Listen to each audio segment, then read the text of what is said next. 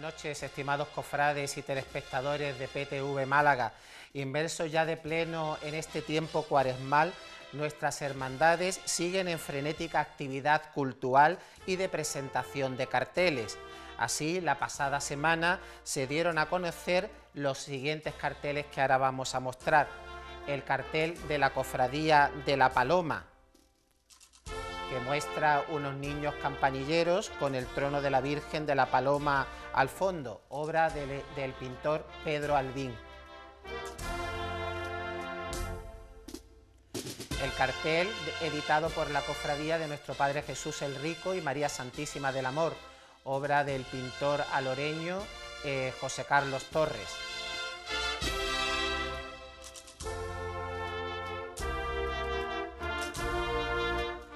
El cartel editado por la Hermandad del Santísimo Cristo de los Milagros y María Santísima de la Amargura, que muestra a otro de sus titulares, el Señor del Santo Suplicio, obra del artista Javier Soriano.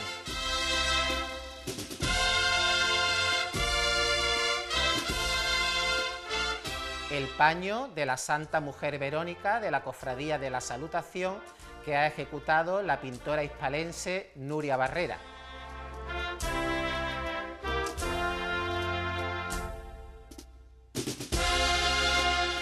El cartel editado por la Hermandad de los Estudiantes con un primer plano de la Virgen de Gracia y Esperanza, obra de Santiago Idáñez.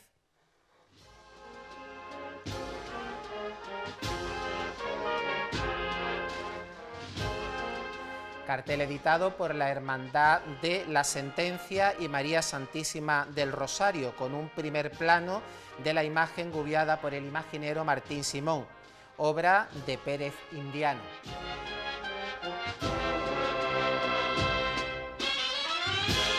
Cartel editado por la Hermandad Sacramental y Reales Cofradías Fusionadas de San Juan, con la imagen del Santísimo Cristo de la Veracruz, obra del pintor e imaginero José María Ruiz Montes.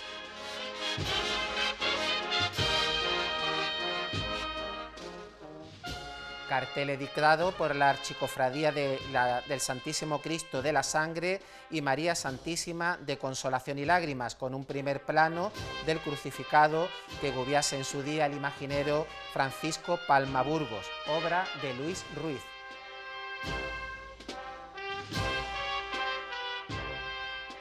Por otro lado, siguen presentándose distintas imágenes de la Santísima Virgen vestidas a la usanza hebrea, como es tradicional en este tiempo de Cuaresma.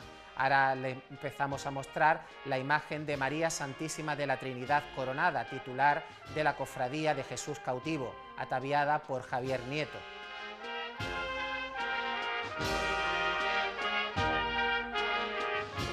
Nuestra Señora de Gracia y Esperanza de la Cofradía de los Estudiantes, ataviada por Guillermo Briales.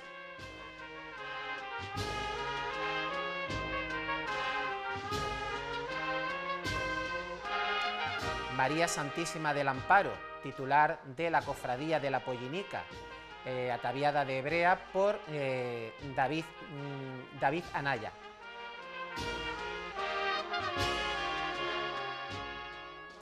María Santísima de Lágrimas y Favores, titular de las Reales Cofradías Fusionadas.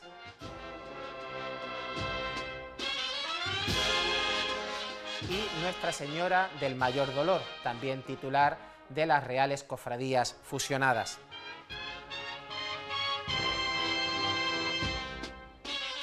María Santísima de la Esperanza, titular de la Archicofradía de Nuestro Padre Jesús Nazareno del Paso.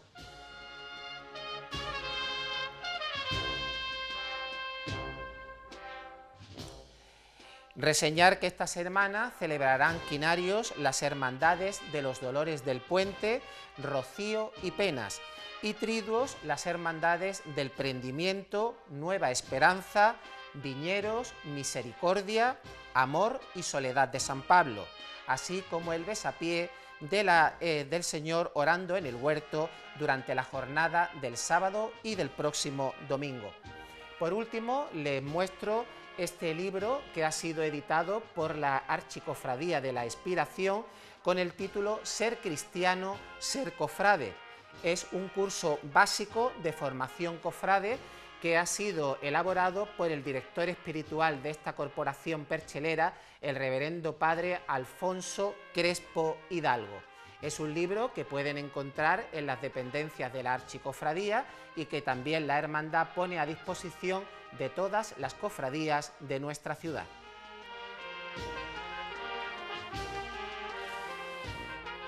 Iniciamos los contenidos de nuestro programa de hoy con el siguiente reportaje que les mostrará la exposición que la Hermandad Sacramental de Viñeros ha realizado en el Museo del Vino.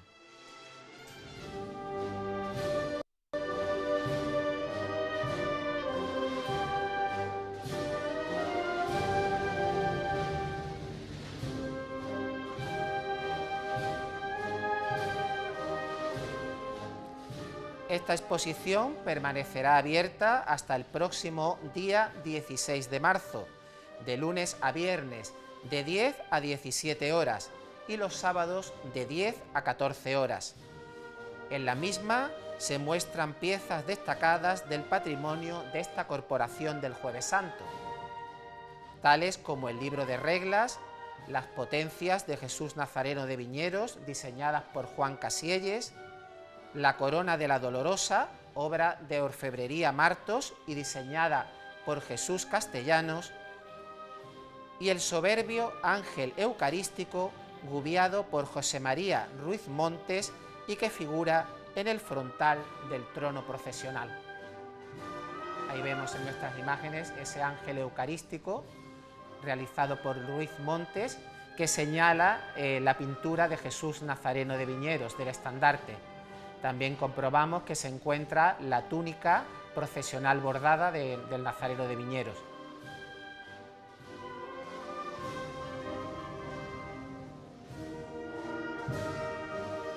Vemos el rico estofado que presenta la imagen del ángel eucarístico.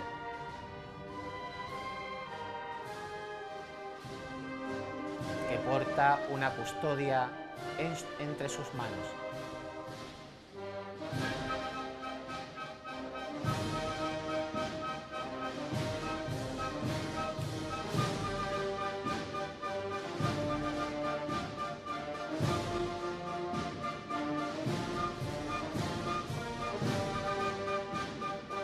La túnica del Nazareno de Viñeros que realizase el bordador malagueño Joaquín Salcedo, en estilo rocalla. Aquí estamos comprobando un primer plano de esa soberbia túnica bordada sobre soporte de terciopelo color vino tinto.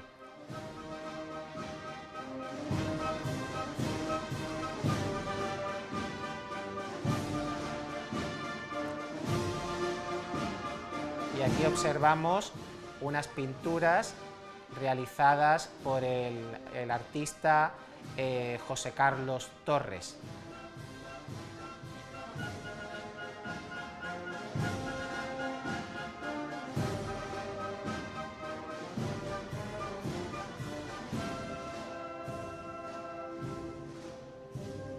Detalle del estandarte procesional de la sección de Nuestro Padre Jesús Nazareno de Viñeros, que tiene una pintura de Leonardo Fernández. Y estas son las pinturas que sirvieron para la exposición del Verbo encarnado, donde se expuso en forma de peana la imagen de Nuestro Padre Jesús Nazareno de Viñeros y que realizase el pintor José Carlos Torres.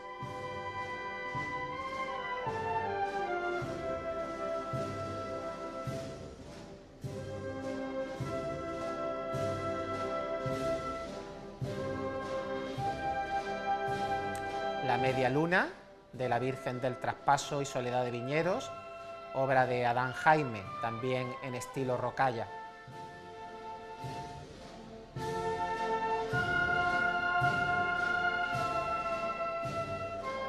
Detalle pictórico.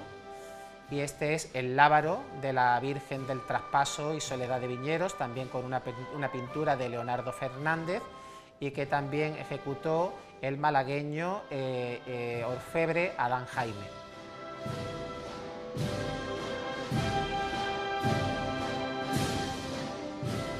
detalles de las potencias del señor Nazareno de Viñeros y del libro de reglas. Las potencias fueron diseñadas por Juan Casillas del Nido. Una de las mazas que también escoltan a ese libro de reglas, y el corazón traspasado por un puñal que porta en su pecho la dolorosa del traspaso y soledad de Viñeros. La corona profesional de esta dolorosa, diseñada por Jesús Castellano y labrada por Orfebrería Martos.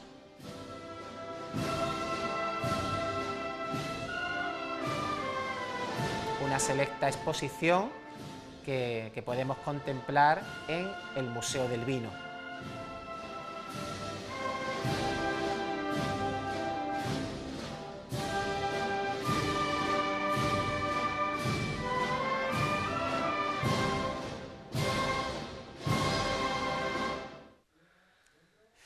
El pasado sábado las circunstancias meteorológicas permitieron la realización del tradicional Vía Crucis de las Antorchas organizado por la Cofradía del Monte Calvario y que le ofrecemos en el siguiente reportaje.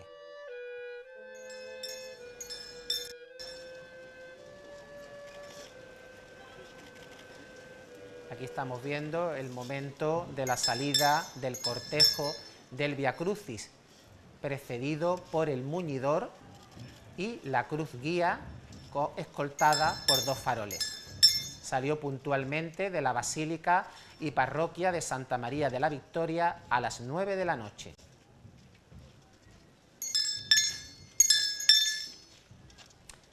La cruz relicario va aportada por un hermano con un paño, pues tiene una reliquia del Santo Lignum Crucis.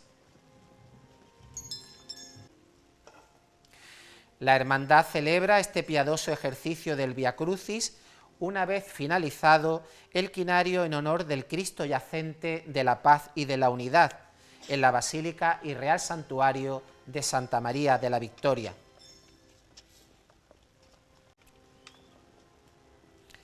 El cortejo iba compuesto por un nutrido cortejo de hermanos con cera de color tiniebla, cuerpo de acólitos, ceroferarios y turiferarios y hermanos con las características antorchas que escoltaban al lector del Vía Crucis, el hermano Damián Lampérez. Te bendecimos que por tu santa cruz redimiste al mundo.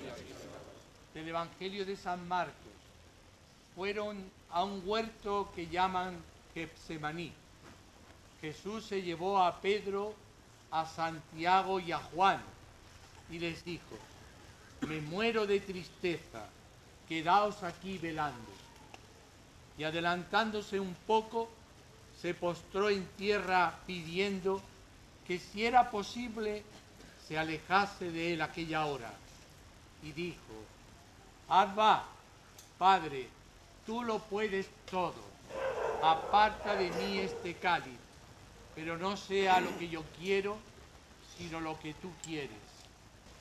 Concédenos sensibilidad y vigilancia para acompañarte siempre en los hermanos que sufren o están tristes, tú que vives y reinas por los siglos de los siglos. Amén.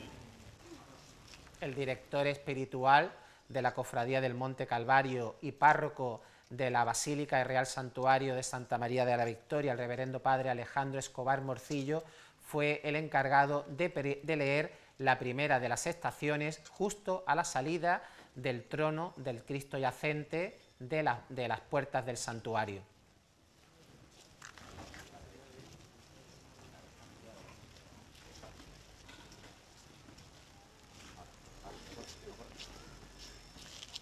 La imagen del Cristo yacente de la paz y la unidad fue procesionada en esa urna que están contemplando, estrenada hace escasos años, la cual estaba exornada por espinos y claveles en color sangre de toro. El Señor iba iluminado por faroles y tulipas de cera tiniebla, portando a la venerada imagen las potencias diseñadas por Fernando Prini y ejecutadas por Orfebrería Montenegro.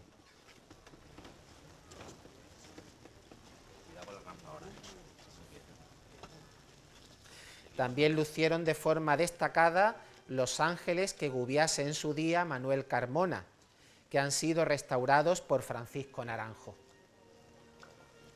Los característicos penachos de plumas negras remataban este elegante y soberbio conjunto procesional.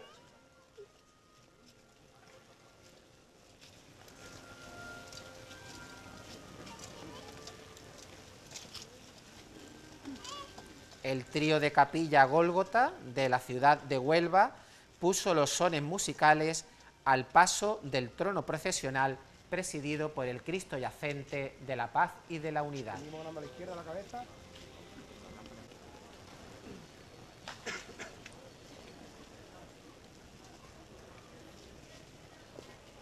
Mucho público contempló la salida del Vía Crucis de las Antorchas por los alrededores del Santuario de la Victoria.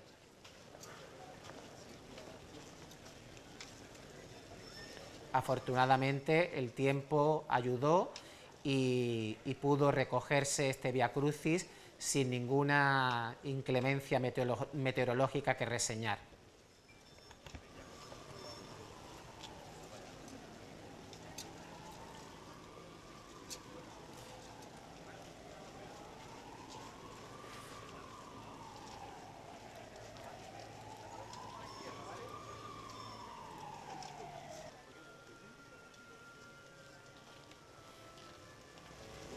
El cortejo se dispone a atravesar la calle Amargura para subir la Vía Dolorosa del Monte Calvario.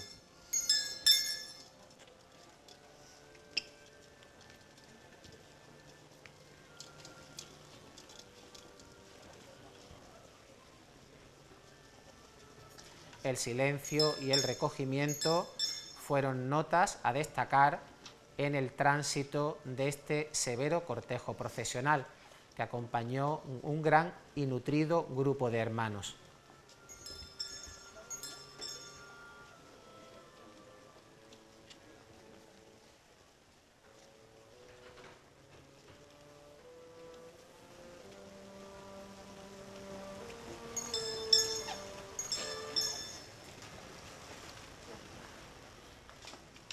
Ahí observamos a la que fue pregonera de nuestra Semana Santa, Ana Flores, y la presidencia con el guión corporativo de esta cofradía del Monte Calvario.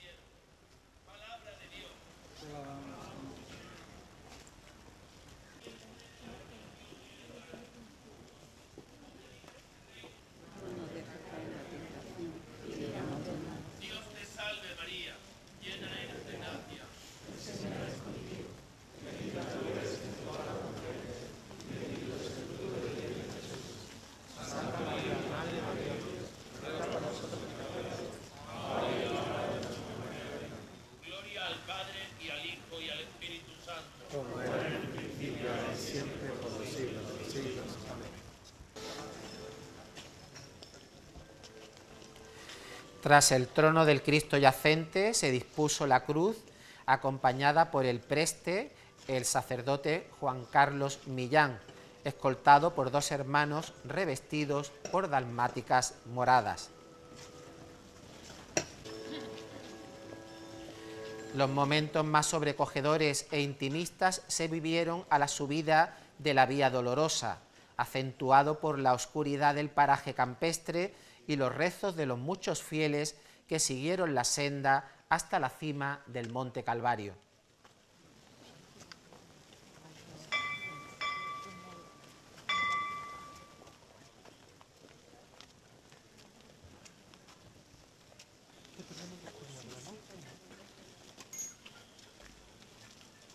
Ahí vemos las características antorchas que denominan a este Vía Crucis, que la Hermandad del Monte Calvario lleva celebrando en los últimos 40 años.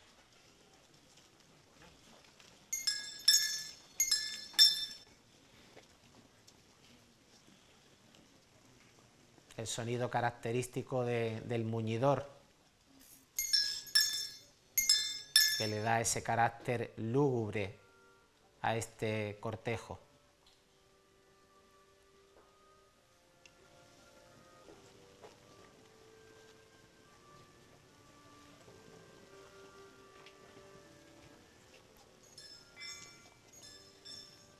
comprobamos en las filas del cortejo una presencia juvenil bastante importante.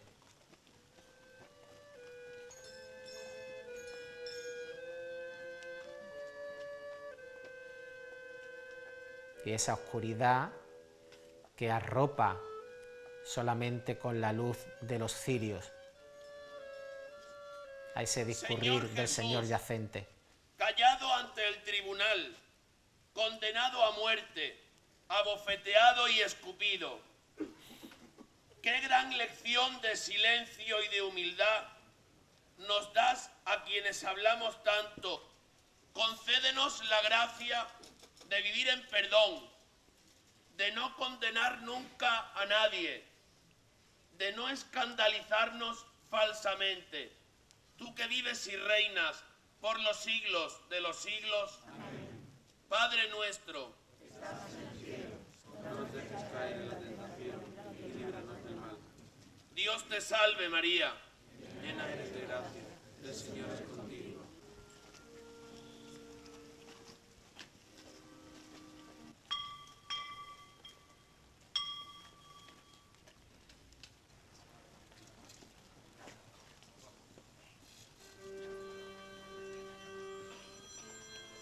El sonido de esa capilla musical procedente de la ciudad de Huelva, trío de capilla Gólgota, que acompañó con sus sones el discurrir del trono del Cristo yacente.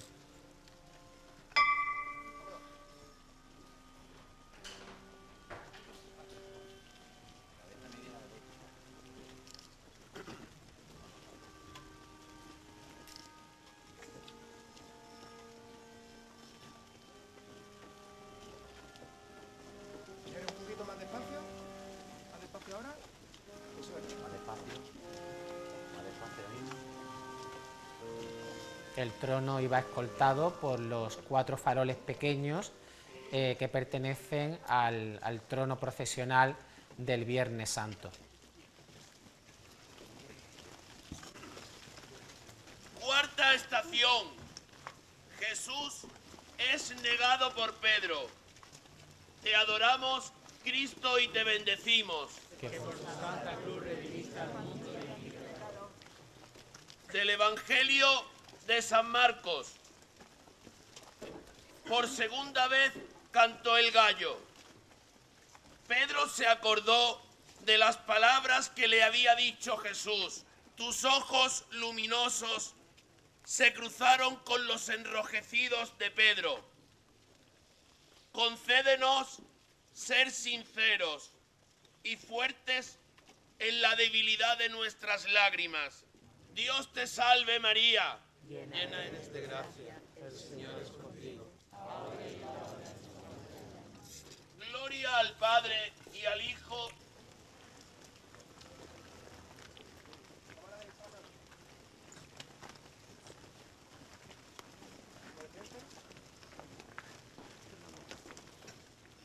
Vemos cómo refulge ese trono del Cristo yacente, iluminado solo por los faroles y las tulipas, en esa noche del primer sábado de la Cuaresma.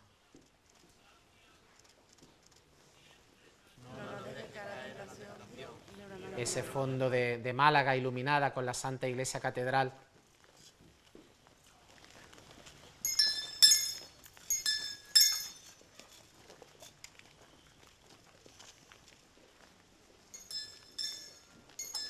Recomendamos a todos nuestros telespectadores que si no han acudido nunca a este piadoso Vía Crucis organizado por la Cofradía del Monte Calvario, que lo hagan en alguna ocasión y seguro que no van a quedar defraudados.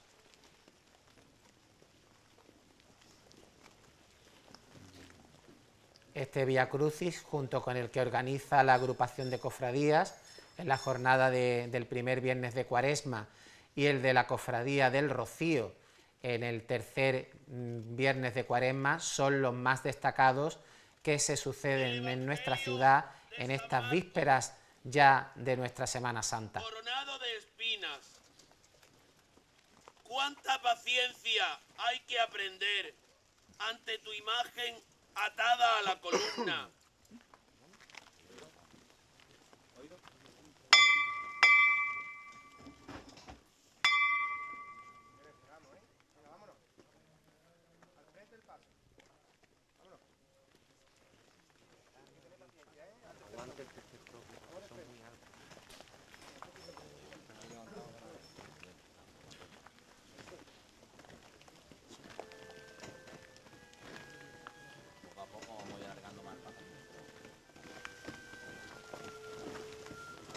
comprobamos ahí ese exorno floral compuesto por claveles en color sangre de toro y esos arcángeles que hiciese el imaginero hisparense Manuel Carmona, que han sido restaurados por Francisco Naranjo.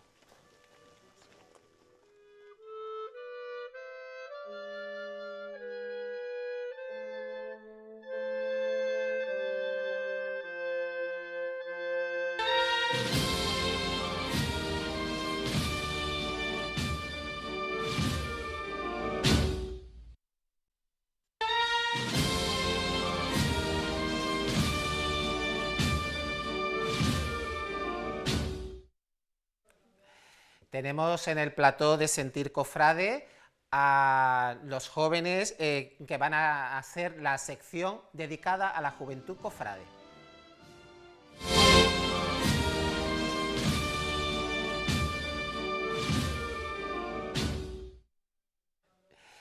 Están hoy aquí con nosotros Miriam Cobos. Buenas tardes. Buenas noches. Buenas noches. Buenas noches. Y a Samuel. Samuel Gracias Florido, buenas noches. Buenas noches, Alejandro. ¿Cómo surge en vosotros esta vocación cofrade?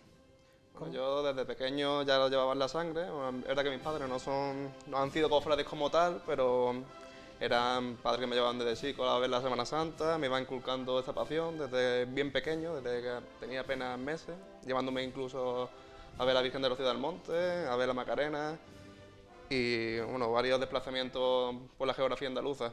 Bueno, y hasta llegar hasta nuestros días, siendo un cofrade más de nuestra Semana Santa. ¿Y tú, Miriam? Pues yo prácticamente igual. Yo desde chiquitita siempre he visto a mi Virgen del Rocío en la calle. Yo siempre he estado enamorada de la Semana Santa y yo pues siempre he vivido para esto. Sí. Aquí, como están comprobando nuestros telespectadores, vemos aquí dos imágenes, una dolorosa y un niño pasionista, que son obras tuyas, ¿no, Miriam? Sí. ¿Cómo surge en ti esta vocación por hacer este tipo de obras? Pues a mí siempre me ha llamado la atención tener una imagen en mi casa y yo pues poco a poco pues intenté ir haciendo mis imágenes. Como yo apenas tenía recursos, pues ideé hacerlo yo misma. ¿Y cómo desarrollas estas disciplinas? ¿Cuáles son tus fuentes de inspiración y las enseñanzas que has podido recibir? Pues yo desde chiquitilla siempre me han gustado las imágenes antiguas y lo que más me gustan son las imágenes antequeranas malagueñas. Sí. Y sobre todo pues lo que más me ha influenciado han sido los imagineros como Antonio del Castillo, Andrés de Carvajal y pues... Todo lo que es la imaginería antigua Sí. malagueña, ¿no? Sí. Sí. Samuel, ¿tú cómo compatibilizas con Miriam esa vocación cofrade? Porque, ¿cómo la lleváis los dos a la vez? Pues la verdad que muy bien, porque al final compatibilizamos cada uno con su idea. Yo tanto me debo a la música desde hace aproximadamente 10 años.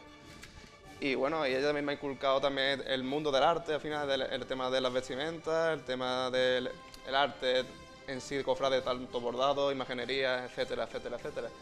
Y bueno, yo he aprendido de ella y ella ha aprendido de mí también. Entonces, claro, hemos hecho una pareja que muy cofrade en este sentido. Y bien. Os compenetráis bien en ese aspecto, ¿no? Sí, la verdad que bastante. ¿Tenéis bien. gustos similares en Sí. la cuestión de cofradía? Sí, también. Sí, sí.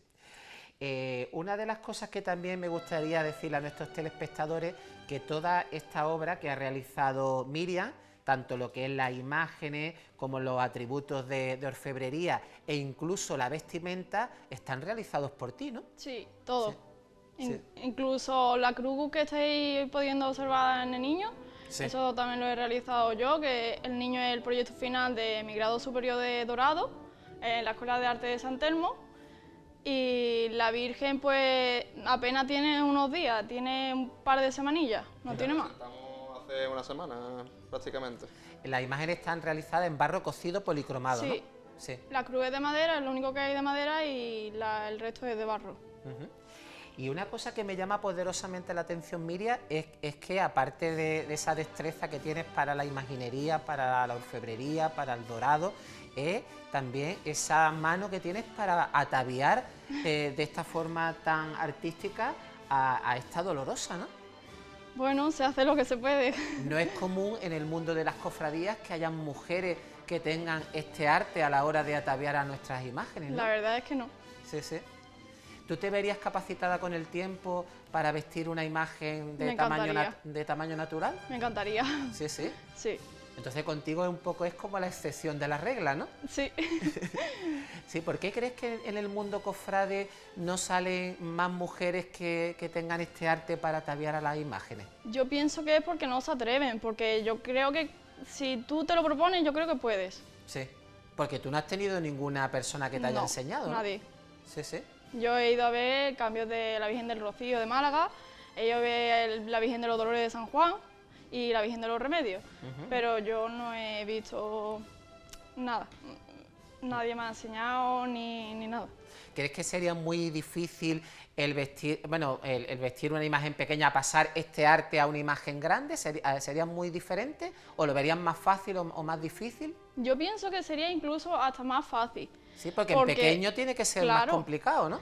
La carita de la Virgen, que es muy chiquitita, pues ponerle los alfileres, esconderle los alfileres que no se le vea, es más difícil. Sí. Yo nunca he tenido la oportunidad de poder tocar una Virgen de tamaño natural, pero pienso que sería más fácil. Pues bueno, aquí están viendo, señores telespectadores, que hay mujeres que tienen arte para poder hacer este tipo de obra y para poder también vestir a nuestras sagradas imágenes. Samuel, ¿es sacrificada la vida de un músico cofrade? Porque sabemos que formas parte de la banda de música de Nuestra Señora de la Paz, ¿no? Bastante sacrificada. Al final, yo desde chico, pues yo nunca, es verdad, que he tenido gran devoción por el mundo de la música. Es más, yo era lo típico que hacíamos los niños de mi edad, cuando 12, 13 años, pues nos apuntaban en equipos de fútbol, de baloncesto, etcétera. Y claro, mi madre siempre me decía, la banda al final es algo muy sacrificado, y no le faltó razón. Al final, hasta ahora, está en mi cuerda de corneta estará ensayando, y como mi cuerda de corneta habrá muchas bandas que a alta hora de la noche ensayan duramente para preparar la Semana Santa. Y es algo que deberemos de tener en cuenta después en la calle, cuando el público debería respetar las bandas. Ya aprovecho esta ocasión para decirlo, pues cuando una persona, yo entiendo, puede estar 1, 2, 3 horas esperando la procesión, pero nosotros preparamos la Semana Santa durante los 365 días que dura el año, y claro, no es plan de fastidiarlo en un segundo, que puede durar un pequeño incidente. ¿Compensa esta labor de músico, tantas horas de dedicación? Tiene que ser una cosa tremendamente vocacional, ¿no? Sí, vocacional. Es verdad que puede también verle color monetario en algunas ocasiones, pero al final lo que te gusta con gusto no pesa. Aún así pesa, a la alta hora de la noche, muchas horas de ensayo, tiempo que le quita a tu familia. Pero bueno, al final es una semana que disfrutamos y se pasa en grande con nuestra familia, que al final es mi banda de la paz. Sois hermanos de la Cofradía del Rocío, de la Novia de Málaga, de la Hermandad de Nuestra Señora de los Remedios y de la Archicofradía de los Dolores de San Juan. Son cofradías así como muy dispares en cuanto a ideología, en cuanto a puesta en escena. ¿Cómo surgió esa vocación de apuntaros a estas hermandades, tan dispares unas entre otras, no? Pues la verdad que es que la Virgen del Rocío a mí me llamó. Y la Virgen de Dolores de San Juan, cuando yo fui ya entendiendo un poco más del arte cofrade, de las imágenes, la Virgen de los Dolores me transmitió lo que yo siempre, lo que siempre me ha gustado a mí, realmente. Las imágenes que a mí me gustan, como las imágenes de Ascensión de la Cerda, son de las imágenes que más me gustan, entonces realmente pues la Virgen para mí es de lo mejor que hay. Es tu gran devoción, ¿no? Sí. ¿Y a ti, Samuel? Y al final, pues soy un fiel seguidor de lo puro, como yo siempre le digo a ella. Entonces, claro, tanto para mí es muy puro la Virgen de los Dolores de San Juan, que es una de las únicas hermandades que van en silencio en la Semana Santa malagueña, por desgracia, como también puede ser la Virgen del Rocío, que es más puro que una novia con su barrio, de cómo se vuelca el barrio el martes santo. Yo tengo el placer de poder llevarla sobre mi hombro cada martes santo desde hace unos cuantos años. Y bueno, este año como novedad, pues yo, como ya estamos comentando, yo soy músico, soy hombre de trono de la Novia de Málaga y también voy a hacer nazareno. ¿Ah? ¿Cómo no? Hombre de trono y nazareno. Yo creo que también es una labor que deberíamos de... ¿Nazareno también en el Rocío o en...? No, en los Dolores de San Juan, si Dios quiere, voy a... Entonces va a compatibilizar el ser hombre de trono con nazareno y músico. Y creo que es una Qué labor... completo, ¿no? qué completo. Muy completo. Creo que es una labor que también es un deber que falta en la Semana Santa de Málaga, que al final ponerse el hábito nazareno creo que es una responsabilidad muy importante que debemos de desempeñar los cofrades. ¿Se compromete la juventud de lleno en el mundo cofrade? Vosotros que sois cofrades En parte jóvenes. sí, Sí. en parte sí. La verdad que últimamente se está inculcando más y estoy viendo más público cofrade joven. Pero es verdad que cuando yo era más pequeña no veía tantos cofrades como veo ahora. Es verdad que ve uno una procesión, el otro día lo comentaba, el Via Crucis del Cristo de la Sagrada Cena o el Via Crucis del Monte Calvario, que hemos visto ahora las imágenes, la cantidad de gente joven que acompaña a las procesiones. Sí. Es una cosa que llama poderosamente la atención. ¿Por qué crees que la gente joven le llama tanto la atención el acompañar a nuestros sagrados titulares? Pues la verdad que por el simple hecho de la devoción, la puesta en la escena en la calle, la música, todo. Es algo que llama mucho a las personas la atención. ¿Os ayuda el pertenecer a este mundo cofrade a ser verdaderos cristianos? ¿O a vivir el cristianismo de una forma más auténtica y más profunda? En parte sí, pero también pienso que no. Claro, al ¿En qué final sentido? hay ámbitos cofrades en el que sí veo a la figura del Señor, veo a Cristo, pero hay otros ámbitos que tenemos que reconocer que creo que nos alejamos bastante de lo que dice la palabra de Dios, que al final nos separamos de lo que es el cristianismo, al final son una obra de teatro en la calle o representar el arte como... Pero claro, creo que al final... ¿Echa en falta más profundidad? Exactamente, en determinados factores, no siempre. Hay factores que sí, por ejemplo, cuando yo he ido, como sabes, a la Hermandad de los Remedios, ahí creo que hay un factor solemne cristiano muy fuerte, el respeto que hay hacia la Virgen. Y bueno, yo también lo he vivido en otro grupo y hermandades, pero creo que también hay hermandades que todavía les falta ese pilar, que al final en la Semana Santa se debe a lo cristiano y claro, y si falla eso... ¿Creéis que las cofradías acogen bien a los jóvenes? No solamente a la hora de sacar un trono, de salir de nazareno, sino implicarse profundamente en lo que es la cofradía en sí, pertenecer a una junta de gobierno o ocupar algún cargo dentro de la hermandad. Pienso que cada vez sí se le está dando más importancia. Al final la juventud es un pilar fundamental de la Semana Santa, ya lo estamos viendo. Las hermandades más jóvenes son las que están haciendo las cosas mejor. No es por nada, al final son las que están dando el paso, avanzan más, miran hacia un futuro, cogen mejor idea de...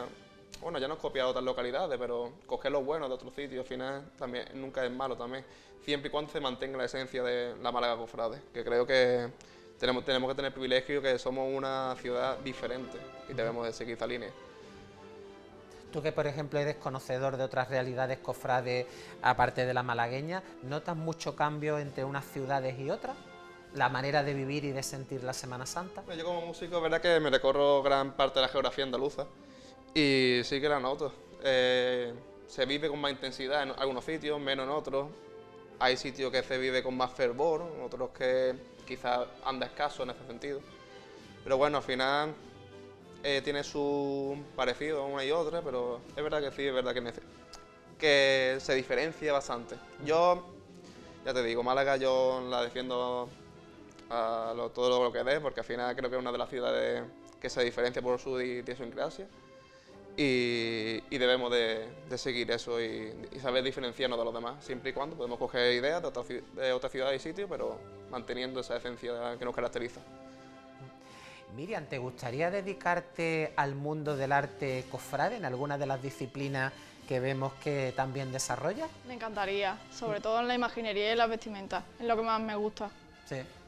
¿Te gustaría dedicarte a hacer imágenes ya de tamaño natural y eso? Sí, me encantaría. De hecho, tengo muchísimas ganas de hacer una virgen de tamaño natural porque es lo que más me llama la atención. Pero bueno, si viene un encargo de, por ejemplo, un Cristo, ya ve, encantadísima. Pero estoy loca por hacer una virgen grande. Sí. ¿Te atreverías incluso a meterte en hacer una imagen en madera? Sí. Sí. De hecho, yo tallé madera, hice un grado medio de talla madera y la verdad que me gustó bastante. También vemos que le meten mano a lo que es el bordado, el dorado, ¿no? ¿De Sí. qué te viene toda esa inspiración para poder hacer todas estas obras?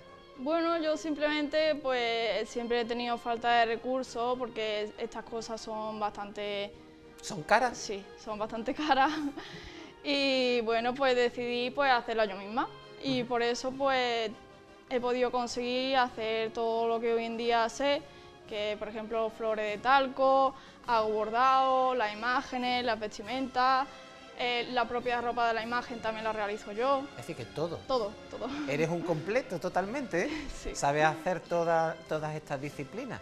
Sí. Sí, sí, pues la verdad que eres una joya que hay que ir descubriendo. ¿Veis prometedor el futuro de nuestra Semana Santa a medio y largo plazo? Yo creo que sí. Creo que estamos en una época en la que se está dando valor a todo, tanto a la música, a los bordados, a las vestimentas, y creo que estamos cogiendo una senda con mira al futuro y eso es bueno, pienso yo, que sí. ¿Creéis que muchas veces en este terreno de la Semana Santa hay más afición que devoción en algunos sectores? Sí, es lo que hemos estado hablando antes, que es verdad que en algunos sectores se están haciendo las cosas bien, pero nos estamos separando muchas veces de la verdadera cristianidad. Y bueno, sí, tienes razón que al final sí es verdad que falta... Está muy bien, te hacen las cosas bien, pero te pierde el sentido. Entonces, claro, ahí falla algo ya. Estamos mostrando en estos programas de Sentir Cofrade las distintas imágenes que se están ataviando en nuestra ciudad a la usanza hebrea, como es tradicional en este tiempo de Cuaresma. Miriam, a ti que tanto te gusta el tema este de las vestimentas, ¿cómo ves este año el tema de las vírgenes de Brea en nuestra ciudad? ¿Qué es lo que más te ha podido llamar la atención de lo que has podido ver? Pues yo la verdad que este año no he visto muchas imágenes vestidas porque no he tenido mucho tiempo, pero la verdad que creo que se está valorando hacer cambios de hebreas más naturales Sí. y pienso que se está ganando en este sentido. Vemos también que se está como dando incluso una personalidad malagueña a la hora de este tipo de atavíos, ¿no? Como por ejemplo vestir las imágenes de morado, ¿no? Sí. En vez de los colores tradicionales de hebrea, el ponerle los nimbos, ¿no? En vez de los halos de estrellas. ¿Qué piensas tú de ese gusto por el revival, ¿no? Por explorar terrenos antiguos, ¿no? En este tema de las vestimentas. Pues yo la verdad es que creo que están apostando bien, porque a mí sinceramente, personalmente, no me gusta el atavío de brea y por eso yo la dolorosa que he traído la he vestido de morada entera. Es un cambio que creo que le favorece más a las imágenes y las vírgenes tienen que estar con sus alhajas, tienen que estar con sus joyas y no tienen que estar siempre tan sencilla como en hebrea. Perfecto. Pues ha sido un verdadero placer el contar con vosotros aquí en este plato de Sentir Cofrade y os animo a seguir en esa vocación, tanto en la tuya en el terreno de la música y la tuya, Miriam, en el terreno de las artesanías cofradieras. Muchísimas gracias. Gracias a ti. Muchas gracias. Muchas gracias. Y del mundo del arte cofrade que hemos hablado con nuestros jóvenes que están aquí presentes, nos vamos a visitar el taller de uno de los más prolíficos imagineros que ejercen en la actualidad. Nos vamos hasta Vélez, Málaga, al taller de Israel Cornejo.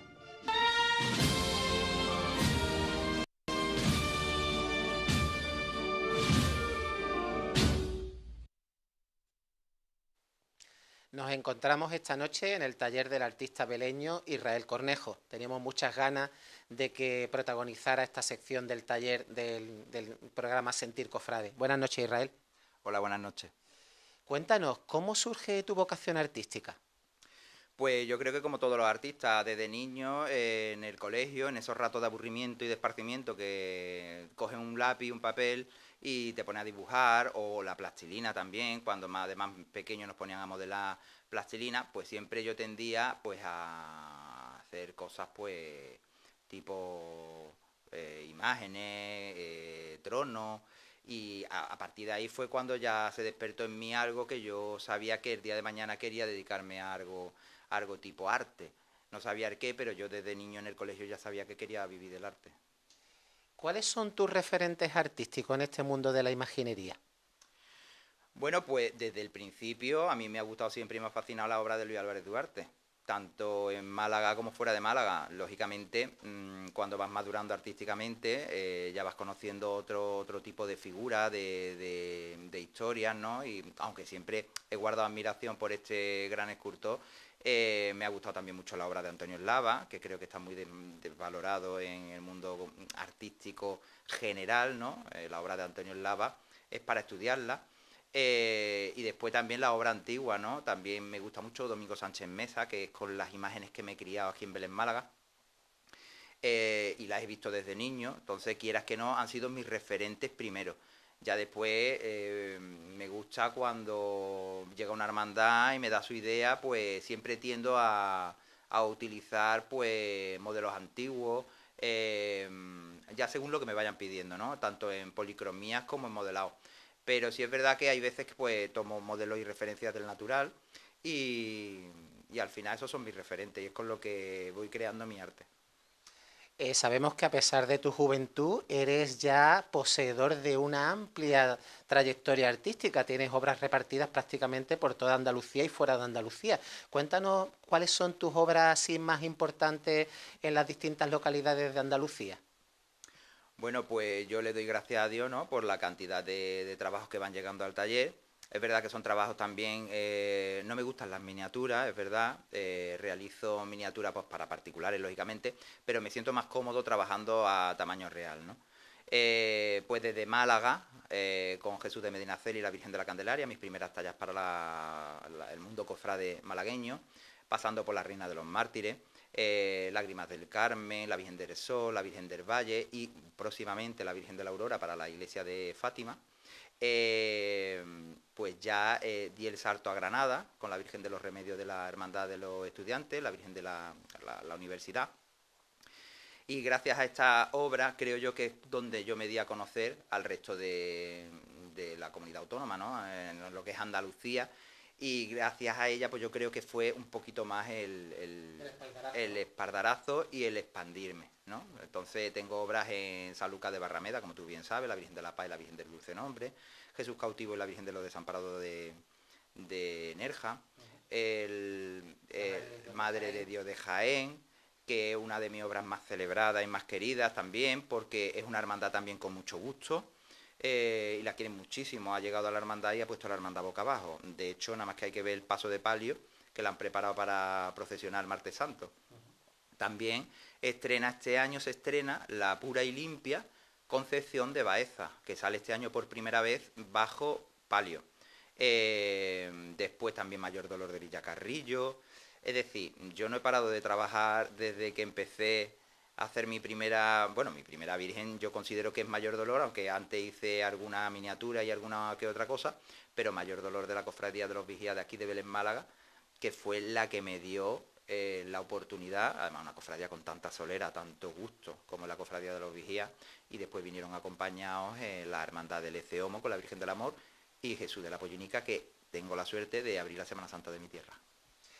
Sabemos que en este taller, que rezuma arte por los cuatro costados, ¿no?, vemos gran cantidad de bocetos en barro. Sabemos, tú tienes especial don para manejar el barro, ¿no?, y para hacer el boceto, que el boceto que no es la idea, la idea primigenia de la obra. ¿En qué te inspiras a la hora de hacer una imagen? Bueno, el barro es fundamental en nuestro trabajo porque es un medio para acabar la obra en madera, es decir, es un paso previo. En el barro es verdad que todos los artistas pues tenemos más soltura que en la madera. ¿Por qué? Pues porque es más dúctil, ¿no? Se puede modelar, se puede preparar mucho mejor, da opción a equivocarte para poder rectificar, pero ya cuando está en madera ya es imposible porque donde has comido ya no vuelve a crecer la madera, entonces tienes que usar la pasta de madera. Eso a todos los artistas nos ha pasado. Y realmente el barro es pues fundamental en nuestro trabajo. Y después inspirarme, pues me inspiro pues lógicamente en lo que la hermandad viene cuando pretende encargar una imagen, pues siempre viene unas pautas, claro, pues queremos una imagen de, sobre todo en las figuras masculinas, tomo modelos y referencias del natural. Y en las femeninas siempre tiro pues de mi imaginación y del gusto de la hermandad, y siempre intento casar mi gusto con el de la hermandad. Tus obras también son muy celebradas por el tratamiento que sueles darle a las policromías, además al modo tradicional y muy cuidadas, con sus veladuras, con sus frescores. Es un aspecto que siempre se ha resaltado mucho en tu obra. Bueno, yo es que desde niño mi abuelo le propuso a mi madre que ingresara en una escuela de pintura, ¿no? Entonces, desde los 10 años yo estaba pintando lienzos. Aunque hoy día no me dedico a pintar, aunque hago mis pinitos, pero el tema de la pintura no la ejerzo. Pero a partir de ahí yo ya hice la primera toma de contacto con los óleos y me familiaricé con el tema de fundir colores y tal. Entonces, es verdad que mucha gente, incluso han llegado imágenes para policromarse, que actualmente no me gusta tocar la obra de que lo hemos hecho, ¿no? Aquí yo y mucha gente. Pero siempre intento respetar, pues, si la policromía no merece la pena, lógicamente con el permiso del obispado o permiso lógicamente sí, pero no solemos policromar nada más que las obras del taller. Y a mí me gusta mucho, pues eso, el recrearme en los detalles, en las veladuras, las pátinas, que hoy día está muy denostada el tema de las pátinas. Pero claro, tú no puedes dejar una imagen cruda, limpia. Ahora los restauradores limpian las imágenes y se quedan crudas. Hace falta una pátina para envolver toda la policromía. Entonces, a mí me gusta pues beber de las fuentes antiguas, lógicamente. Esas imágenes que están muy patinadas y muy veladas, eso tiene su encanto. Y quieras que no, yo lo transmito en mi obra, pero actualizado. Yo es como que me lo he currado y es con lo que voy trabajando. ¿Cómo definirías tu estilo escultórico? Pues mi estilo clásico. Mi estilo es totalmente clásico. Yo bebe de lo antiguo, bebe de lo moderno en parte, ¿vale? Pero siempre me gusta basarme en lo antiguo y en lo cachetón, que es lo que siempre hemos hablado tú y yo, que es lo que el mundo de la Semana Santa creo que no se puede perder, lo añejo. Estamos viendo que todavía se siguen encargando imágenes a otras localidades, ¿no? Y además imágenes muy centradas todavía en la escuela neobarroca sevillana, ¿no? ¿Piensas que Málaga y la provincia debe de dar más cabida a sus artistas? A ver, yo no puedo tener queja con Málaga, es decir, en Málaga tengo muchas hermandades, antes se me ha olvidado nombrar el Santo Traslado con el grupo escultórico, del cual estoy muy orgulloso, y no puedo decir que Málaga, es verdad que Málaga a lo mejor lo que sí necesita es que las escuelas de arte y la universidad, lo que es Bellas Artes, apoye más el tema sacro y el tema... no cofrade, pero sí es verdad que yo que he estado en la escuela de arte, además recientemente haciendo un ciclo, lo sacro no tiene cabida. Es todo moderno, todo contemporáneo, vanguardista y me gusta ese tema, que yo lo respeto, pero es verdad que ya no la Málaga, sino los centros donde se preparan a los jóvenes artistas tienen que apoyar más el tema del arte sacro. ¿Por qué? Pues porque Andalucía es tierra de María Santísima. Nos guste o no nos guste, las cofradías y las hermandades dan vida y son el alma de cada ciudad, no de Málaga, de cada ciudad, son el alma. Entonces, la gente joven, los niños que ahora mismo están creciendo y están estudiando, necesitan ese apoyo por parte del profesorado, que no lo tienen, actualmente no lo tienen, ni hace 20 años cuando yo hice mis estudios tampoco los tuve. Entonces yo fui haciendo de lo contemporáneo, de lo nuevo, de los movimientos artísticos actuales, yo me lo fui llevando a mi terreno, que era el mundo de la imaginería, el mundo de lo sagrado, el mundo de lo sacro.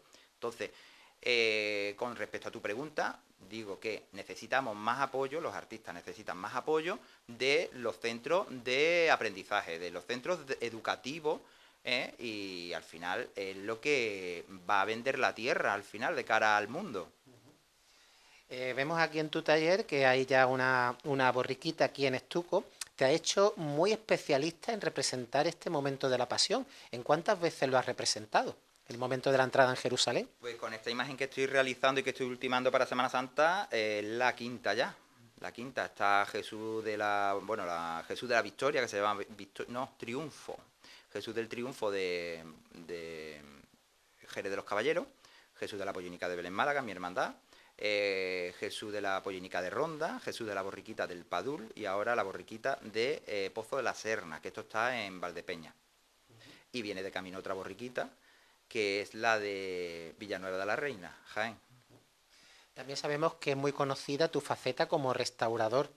El mundo de la restauración también muchas veces está envuelto en la polémica, porque más que restauraciones muchas veces se convierten en transformaciones, ¿no? ¿Qué piensas tú al respecto?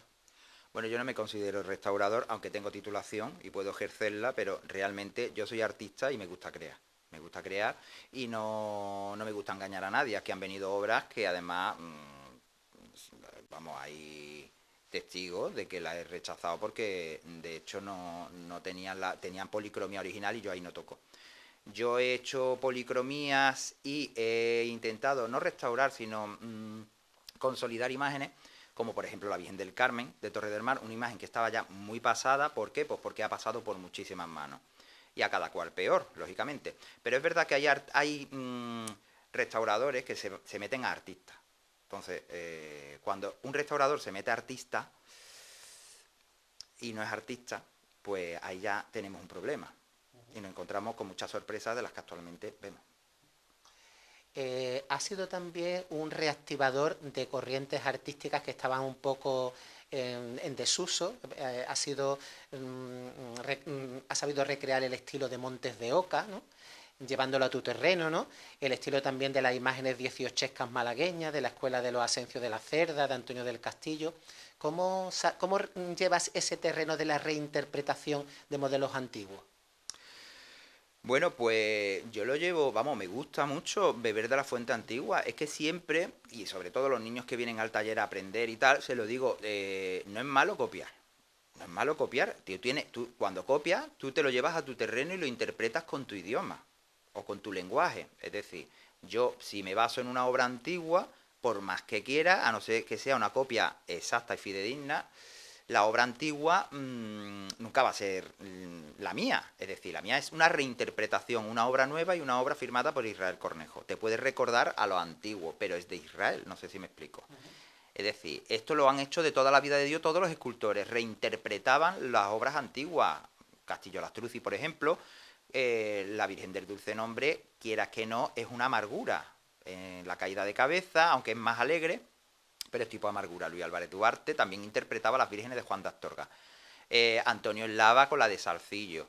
Es decir, eso es completamente normal. Cada uno interpretamos a nuestra manera y a nuestra forma, y a quien le gusta y a quien no le gusta.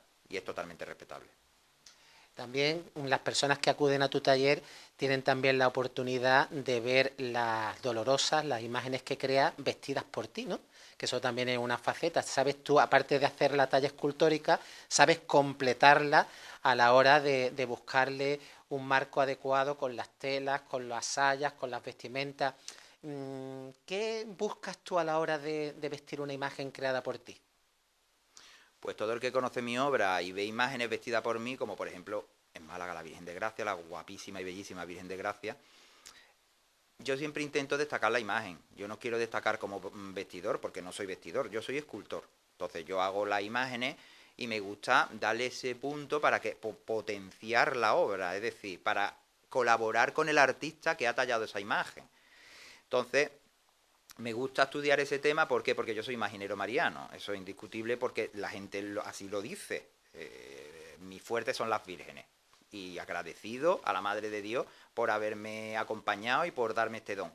Pero también es verdad que tanto las imágenes de los Cristos, un Cristo con una túnica mal puesta, un cordón mal puesto, tal, es que hay que cuidar todos esos detalles porque al final el artista va a vestir la imagen y muchas veces vemos auténticos destrozos sobre obras muy buenas y vamos, yo creo que no me estoy inventando nada, que es que es así, que es que hemos visto obras que dan verdadera pena y son obras de categoría.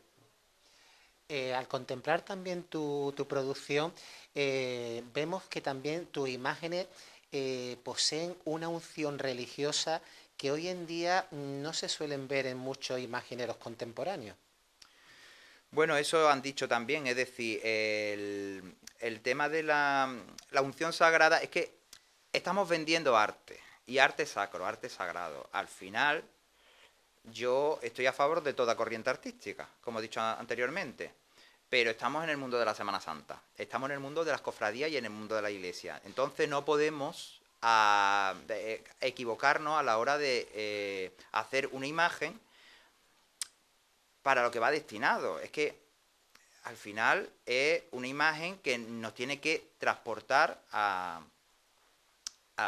estar en presencia de la Madre de Dios y de Jesucristo. Entonces, como nos pasemos ese límite, ya rayamos lo extravagante, y muchas veces pecan las hermandades de extravagantes. Yo intento siempre, pues eso, el que las imágenes que salen del taller tengan esa unción y ese pellizco para que todo el que se ponga delante, pues le provoque algo y le despierte algo. Cuéntanos, Israel, ¿cuáles son tus futuros trabajos? Porque vemos que el taller está en plena efervescencia. Bueno, para este año tengo 2 figuras del misterio de la sentencia de Granada, que no se estrenan, se reservan, y ya la hermandad, cuando termine el misterio, que es de cara al 2026, pues supongo yo que es cuando se va a presentar. Entonces, ahí hechas 2 figuras y otras 3 empezadas. Entonces, para este año, las 2 figuras del misterio de sentencia de Granada y las maravillas. Después la borriquita de Pozo de la Serna, que es la imagen del burro y la imagen del Señor.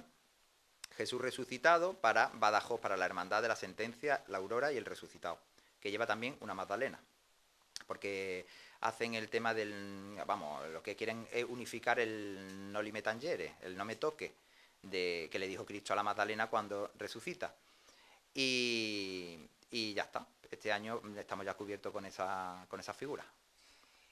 ¿Qué pasaje iconográfico te gustaría ejecutar que aún no hayas realizado, Israel? Bueno, tengo mucho, es decir, tengo hecho un nazareno, tengo hecho un cautivo, no sé, una Virgen de las Angustias, lógicamente. Además tengo aquí el modelo de la Virgen de las Angustias de Domingo Sánchez Meza, que es una de las obras más impresionantes y más potentes que tiene mi comarca, y una Virgen recogiendo a Cristo muerto en sus brazos, tiene que ser una maravilla. Sabemos que aparte de imaginero, de artista, también eres cofrade. ¿Cómo es el Israel Cornejo cofrade? Pues cada vez soy menos cofrade, porque quema mucho el tema de las cofradías, el tema de... Yo intento colaborar con todas las cofradías que vienen aquí, ya no solo las que yo le he trabajado, sino hay hermandades que vienen pidiéndome algún encero, algún detalle o algún arreglo, pues yo colaboro. Pero sí es verdad que cada vez el mundo cofrade y sobre todo lo que es el trato con ciertas personas, ¿no? Es como un tanto como que te absorbe la energía. Y yo, por salud mental, pues evito el ir a actos y el ir a historias, no es por nada, sino porque es que tampoco me apetece. Es decir, yo a mi edad ya me gusta estar más tranquilo y estar en el taller y estar en mi casa y sobre todo estar en el taller, ¿no? Que es que vivo prácticamente en el taller. Y el mundo cofrade pues lo tengo un poquito más como de la barrera, me gusta verlo desde lo alto, ¿eh? Como el ojo de Dios que mira así para abajo y lo vas viendo, y cada vez me gusta menos.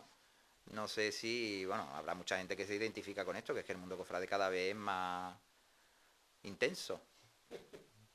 Y ya para finalizar, Israel, sabemos tu vinculación a la hermandad de la Pollinica y de la Virgen del Rocío de Vélez Málaga y los duros momentos que pasaste el año pasado con el incendio de la Virgen del Rocío. ¿Cómo ha respondido Vélez Málaga y el pueblo de Vélez para recuperar ese patrimonio de la Virgen del Rocío? Bueno, aquello fue... yo creo que el momento más desagradable que he vivido en mis años cofrades y en mi Semana Santa.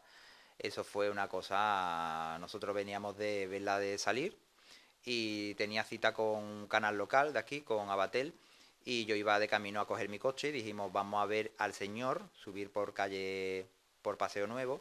Entonces vimos el Señor y el Señor levanta, echa a andar y yo me voy dirección, pues vamos a ver a la Virgen. Entonces, conforme íbamos camino de la Virgen, hacia un ángulo la calle, en calle La Carrera, pues empezamos a ver un griterío y un chillerío de gente corriendo hacia calle Paseo Nuevo, y llegó un hermano gritando, la Virgen está ardiendo, la Virgen está ardiendo. Y yo, ¿qué dice? ¿Cómo va a ser?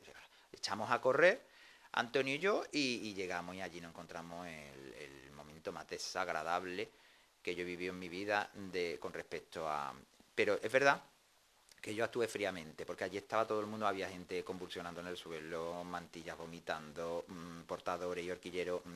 Vamos, aquello era como un atentado. Entonces estuvimos calmando a la gente, Antonio subió, tapó a la Virgen con ayuda de otras personas, bueno, sabemos que hubo heridos porque intentaron apagarlo antes, Fran y Jesús Quintero. Entonces cuando ya llegamos los niños ya habían bajado del trono, entonces estaba la imagen de la Virgen, pues imagínate, la cubrimos con una capa, empezaron a tirar capas de nazareno y echamos a andar en dirección a donde había salido la cofradía.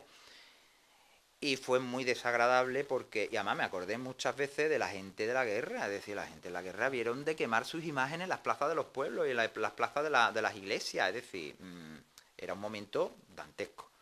Y al final, pues, gracias a la Comisión de Arte del Obispado, los permisos previos y tal, pues la restauró mi maestro Juan Ventura. En un principio decía, no, cógela tú y la tienes que restaurar. No, yo la Virgen la quería de Juan Ventura. Que mejor o peor, pero es su primera Virgen y yo quería que la Virgen la tocara mi maestro. Y así fue. La Virgen llegó, se presentó y ahora mismo es la alegría de los pollinicos, junto con Jesús de la Pollinica y su misterio. Pues muchísimas gracias, Israel, y que te deseamos desde aquí de Sentir Cofrade mucho éxito y mucha gloria para nuestra Semana Santa con tus obras escultóricas. Muchas gracias. Gracias a ustedes siempre.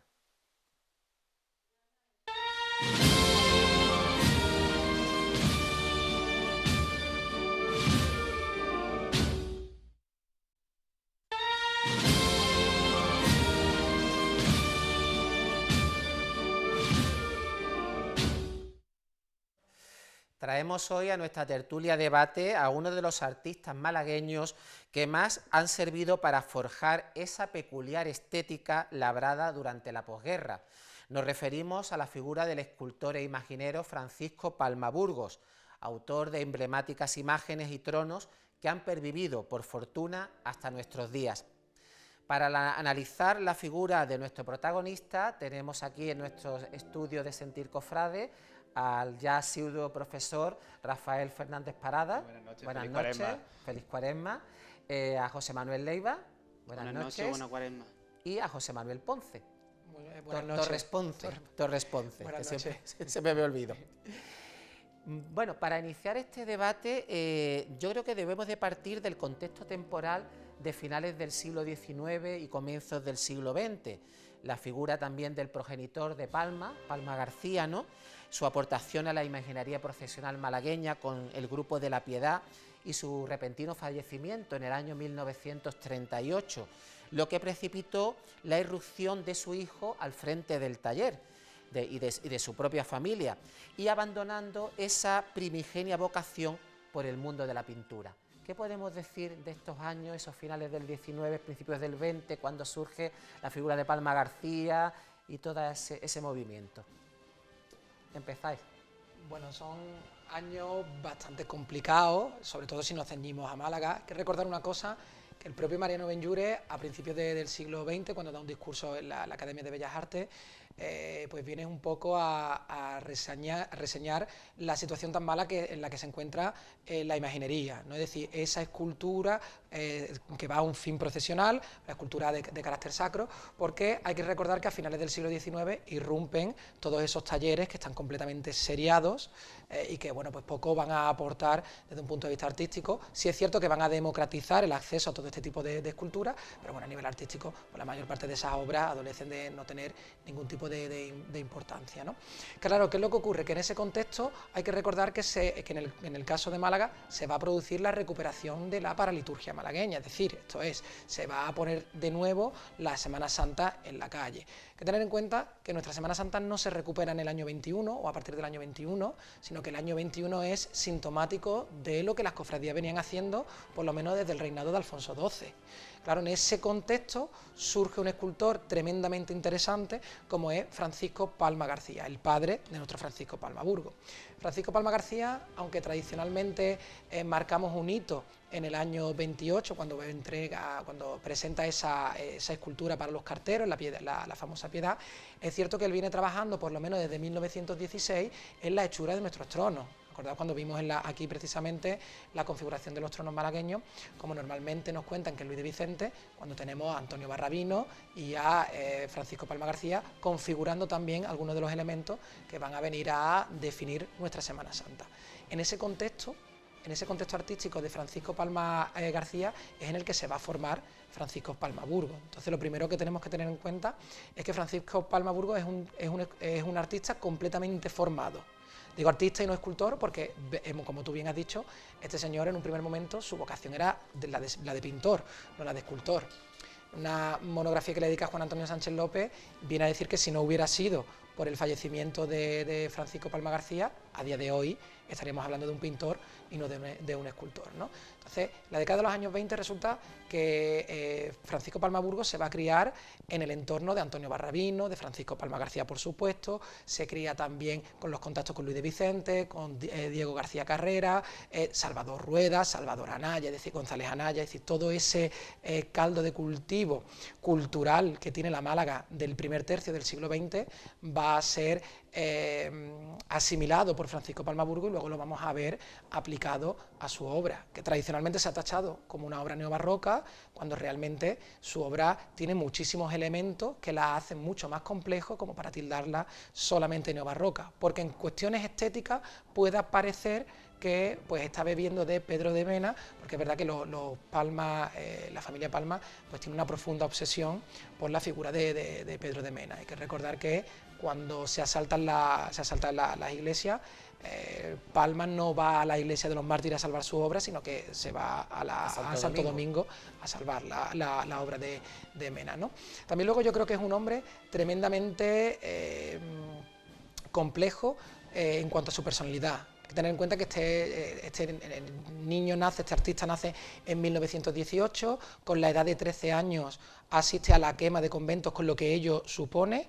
Con 18 años ve cómo se llevan a su padre de su casa por el simple hecho de hacer escultura religiosa, que no era la única que hacía, pero se le acusa de imaginero y está preso en el buque Marqués de Chávarri, es decir, estaba como un preso político en plena guerra civil. Y luego obviamente tiene que vivir la propia guerra civil y el fallecimiento de su padre, ¿no? Claro, todo eso va a crear una personalidad excesivamente compleja que también vamos a ver cómo genera una persona inestable que además también vamos a verlo reflejado en su obra. José ha comentado un punto que es muy importante, que yo creo que va a acompañar a Palma Burgos durante toda su vida, y es el hecho de que ya él desde muy joven es una persona con una amplitud de miras muy grande. En el año 33, con 15 años, se va a Madrid. Un niño, la ciudad de Málaga, a Madrid, a formarse allí en la Escuela Superior de Bellas Artes. Esto lo va a ir acompañando toda su vida, ¿no? Ese hecho de no tener miedo a ir a otros lugares, incluso a moverse de país. Vamos a ver luego cómo en los años 60 Palma Burgos se traslada a Viterbo, en la provincia, en la región del Lacio, en Italia, y él allí pues lleva a cabo una obra artística, se vuelve a recuperar la pintura, y claro, él vamos a ver como que es un artista que no tiene miedo a beber de lo que hay en su momento, y esto es algo que hay que tener muchísimo en cuenta, porque venimos de un contexto, ¿no?, de la Ilustración, luego en el siglo XIX, en el que todo lo que es vinculado a la imaginería y el arte sacro pues es tachado de anacrónico, de algo propio de tiempos pretéritos, y Palma Burgos se va a codear pues con élites intelectuales y artísticas de ese momento, ¿no? Sin ir más lejos, bueno, las personas que ha mencionado José, pero por ejemplo en la visita a Málaga de Benlliure en el año 40, que es como ese bautizo, ¿no?, de cara al mundo del arte, de lo que es Palma Burgos, pues va a hacer que él siempre esté completamente rodeado de este ámbito artístico, y como decía, en el caso de Italia, que allí también es reconocido. Luego su presencia en Úbeda, que es muy requerida y él es querido, incluso pues llamado pues para lugares tan alejados pues como puede ser Murcia, incluso en las Canarias, que realiza un yacente para las islas. Es decir, que esto es algo que yo creo que no podemos dejar atrás, es esta amplitud de miras, como decía, de Palma Burgos, y ese interés que él tenía en conocer mundo, algo que en el ámbito de la imaginería pues no siempre ocurre. ¿Antonio? Bueno, hay que destacar el contexto, ¿no? Tanto el padre como el hijo se mueven en la primera mitad del siglo XX. Empiezan a pasar cosas, el fauvismo, el cauvismo, todo eso está ahí. Es decir, una realidad, un caldo de cultivo que también afecta a la escultura. En la escultura encontramos un proceso de modernidad y esa modernidad es una cuestión latente en los Palmas, tanto en el padre como el hijo. Especialmente en el padre, y el hijo hereda ese tipo de cuestiones totalmente, ¿no? Tenemos que tener en cuenta que el padre se forma con Aniceto Marina, que es uno de los grandes preciosistas de la escultura del siglo XIX. Hemos hablado de un periodo un poco oscuro, pero también tenemos que tener en cuenta que para Málaga estaba aportando muchas cosas. Era el gran periodo de los barros malagueños, es decir, que en Málaga se trabajaba el detalle y esas cosas se pueden ver, ¿no? Con respecto a la figura de los Palmas, tenemos que entender, o a mí me gusta concebirlas también como el epílogo de la escuela antequerana, es decir, las grandes familias de los escultores del siglo XVIII perviven en tercera generación hasta el siglo XIX. De hecho tenemos un tan Joaquín Márquez y Angulo, que era el nieto de Diego Márquez, y después tenemos el propio nieto de Andrés de Carvajal. Estas figuras están ahí latentes en el caldo de cultivo, siguen trabajando con obra poco conocida, llega algunas piezas, por ejemplo, del Levante español también, y en este contexto, claro, con respecto al padre, una figura tan importante como Rubén Robledo ya toma atención de que el padre aquí están pasando cosas, ¿no? Y además lo manda a estudiar a Madrid, totalmente, perfectamente bien relacionado con el gobierno de Cánovas del Castillo, etcétera, ¿no? En este contexto, el hijo empieza a contarnos cosas, empieza a decir que, oye, que yo estoy aquí rodeado de cosas que realmente modernas, ¿no? No olvidemos también que conocen a Picasso. Y esa idea no debemos olvidarla, ¿no? Por si después da la opción de hablar de la piedad y poner en relación con Picasso. De la obra de Palma tenemos que destacar la pluralidad, es decir, es escultor, pintor, diseño de retablo, diseño de trono. Fue el escultor seleccionado para hacer la carroza del Cristo de Medinaceli, es decir, que estamos hablando de uno de los monumentos, de los conjuntos más importantes que hubo en la España de principio o de la primera mitad del siglo XX, ¿no? Es una obra dispersa, es una obra con calidad, bastante calidad. También encontramos cosas más desiguales y habría que ver, todavía está muy por estudiar cuánto peso tuvo el taller en ese sentido, ¿no? Es una obra en esencia granadina, como tuvimos otras ocasiones de aportar, pero con muchísimas más cosas. Es decir, la obra de los Palmas, o de nuestro Palma hijo, es una obra mucho más rotunda, mucho más trabajada, menos dieciochesca, es decir, una obra que aporta rotundidad, aporta serenidad, aporta clasicismo, pero con todo ese tipo de cosas es capaz de contar tantas cosas como hace con el Cristo de Mena. No nos olvidemos que estamos ante uno de los grandes crucificados del siglo XX, denostado. Y tenemos que mencionar también que la imagen de la Semana Santa, muchas de nuestras grandes cofradías están vinculadas con los Palmas, ¿no? Si pensamos en la sangre, zamarrilla, etcétera, humillación, por supuesto la piedad, están relacionadas con los Palmas, ¿no? Tendremos tiempo de comentar qué pasa después hasta que llega la última obra, ¿no? Pero es un escultor al que se le debe mucho, eclipsado totalmente por el Cristo de Mena, pero es que hizo muchas más cosas, ¿no? En general, pocas pecas se le pueden poner a la piedad como obra escultórica y hay que encontrar muchísimo. Hay que buscar muchísimo para encontrar una obra de la rotundidad, de la calidad, de los pliegues, de la expresividad de la piedad, tanto que Juan de Ávalo la copia o se inspira en ella para hacer la piedad del Valle de los Caídos de Madrid, con lo cual estamos hablando de un contexto donde los artistas están totalmente relacionados, tantos viajes que comentaban José al contrario, eso le sienta muy bien, es decir, efectivamente esas idas y venidas por España, fuera de España, hacen de que su personalidad acuse también algunas cuestiones un tanto inestables emocionales que podremos efectivamente, totalmente de acuerdo con ello, completar en su obra, visualizar en su obra. La ópera prima de Francisco Palma Burgos es El Cristo de los Milagros, que lo ejecutó entre el año 1938 y 1939, siempre con la mirada puesta en la estética, como tú has dicho antes, en la estética del crucificado de Mena, ¿no? Que culmina en 1940 con la acertadísima recreación de una de sus más logradas creaciones, como es el Cristo de la Buena Muerte de la Congregación de Mena. ¿Qué podemos decir de esas dos obras tan dispares una de otra, ¿no? Porque entre los milagros es más menoso el Cristo de los Milagros que el Cristo de Mena.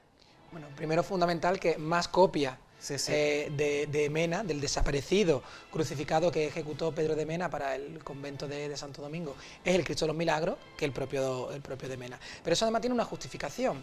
Estamos hablando de un artista que con apenas 20 años se muere su padre fallece, creo recordar, en noviembre, finales de noviembre, principios de diciembre de 1938, con prácticamente un encargo hecho por la cofradía de la Zamarrilla para restituir el crucificado que ellos tenían en origen, y se encuentra con la necesidad de hacerse cargo de ese taller. Por eso probablemente haya esa reeducación desde un pintor a un escultor, aunque había hecho escultura previamente. De hecho tenía premios por haber hecho algunos bustos de Dolorosa, donde interpretaba bajo una óptica contemporánea la obra de Pedro de Mena también, ¿no? Pero ese crucificado es fundamental por varios motivos. Primero hay que tener en cuenta que es el mejor crucificado que llega a Málaga en los primeros 40 años del siglo XX, precisamente porque en la década de los años 20 recordamos que llegan dos. Llega el de Inspiración, que es de los talleres de Fon e Hijo, ahí lo vamos a dejar, un crucificado completamente seriado y sin interés ninguno, y el segundo de ellos es el crucificado de una copia del crucificado de Limpias para la agonía, para la Hermandad de las Penas, también sí, carente de interés. Por lo tanto, es el tercer crucificado que llega en los primeros 40 años de vida del siglo XX, y es un crucificado que viene a revalorizar la práctica escultórica en Málaga. Dicho eso, el antecedente directo es el crucificado que tiene a día de hoy Zamarrilla, que se encuentra colgado en una de las paredes cuando entramos, en la ermita, a mano izquierda, de su padre. Pero claro, la maestría del padre no era capaz de ser mimetizada por un artista que tiene apenas 20 años y que sus recursos técnicos pues no son los de un maestro todavía, ¿no? Entonces, claro, va a alejarse de su padre para acudir al crucificado por excelencia que admiraban, que era el de la Buena Muerte, y lo va prácticamente a copiar. Pero ¿qué es lo que ocurre? Que todavía un escultor que no se ha terminado de formar, pues todo el naturalismo propio de Pedro de Mena lo va a hacer de una forma muy tosca. De hecho, vamos a ver cómo tiene un exceso volumétrico, un exceso de volumetría en la parte de la caja torácica. ¿Qué es lo que ocurre? Aunque el crucificado tenga esas deficiencias que, como digo, vienen por estar adscrito a su etapa formativa, es un crucificado fundamental para poder entender el siguiente. Palma Burgos es una cosa muy interesante. Sus obras prácticamente son ensayos y errores. Es decir, del ensayo y error que comete en el Cristo de los Milagros va a salir una obra completamente majestuosa, completamente magistral, cuya losa que es una copia de Mena, sin serlo, que es el Santísimo Cristo de la Buena Muerte y Ánima. Que Perdona que te interrumpa, José Manuel, vamos a pasar un momentito a publicidad y volvemos enseguida.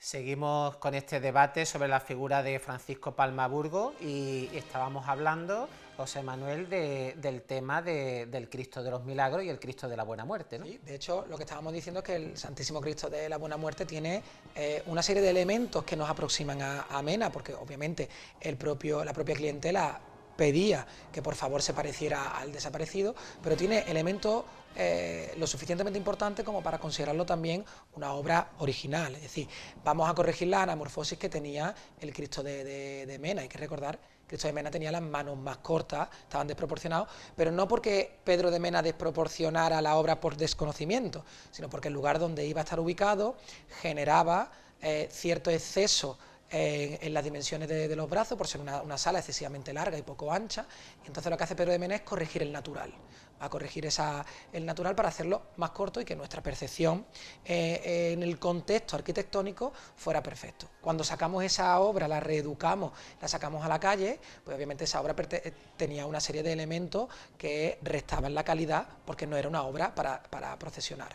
Todo eso lo corrige Palma Burgos.